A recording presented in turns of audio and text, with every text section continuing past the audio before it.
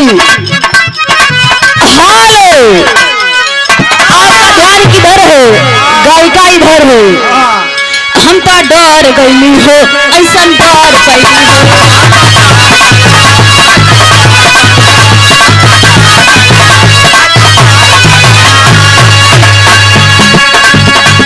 हम तो डर गई हो ऐसा डर पैली हो, हम सजली सूरतिया बिगड़ गई हो।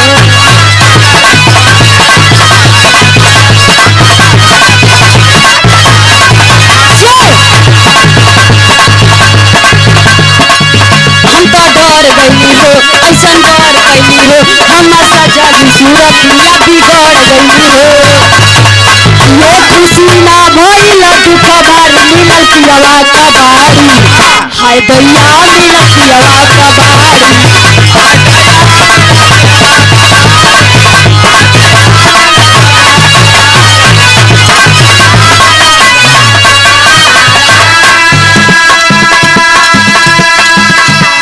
तोहरे जैसे पति पा के कबाड़ी कि हमार शकलिए बिगड़ गई। लेकिन सुना अंतरा लाइन में का कहत है,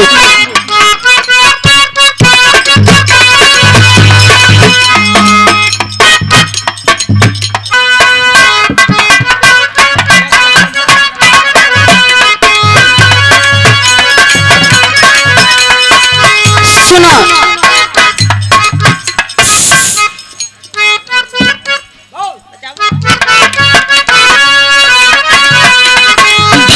चरण मंगाइला वाटर,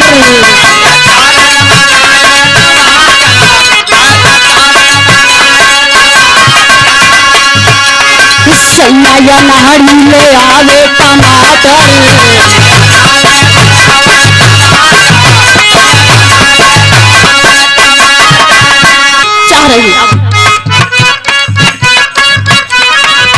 धैली चरण मंगा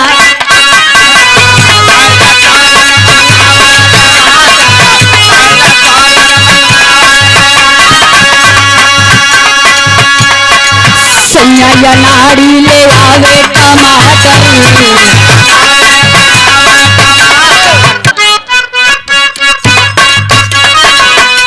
धैली चरण मंगाई लहवाटर,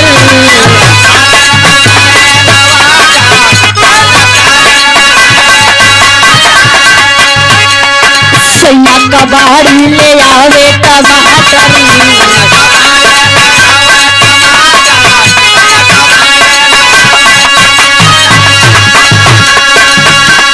दुल्हन कहत बा कि कबाड़ी सैया से हमार शकल बिगड़ गई बा, और जब चरण पकड़ के वाटर मंगाइला, वाटर में पानी होला बाबू, जब वाटर मंगाइला तू लेके टमाटर लेके दौड़ल आवत है, ना हो सोना ले लो। हमारे यही से दिमाग खराब हो गई बा। कहत बा कैसे,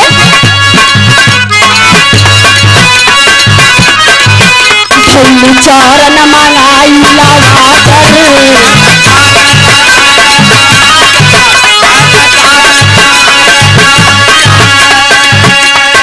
सैया नाड़ी ले आवे टमाटर,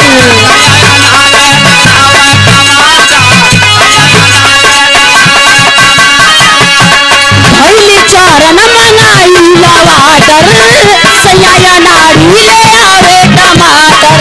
गुड नाइट कही गुड़ल आया घर खाली मिलल पियवा,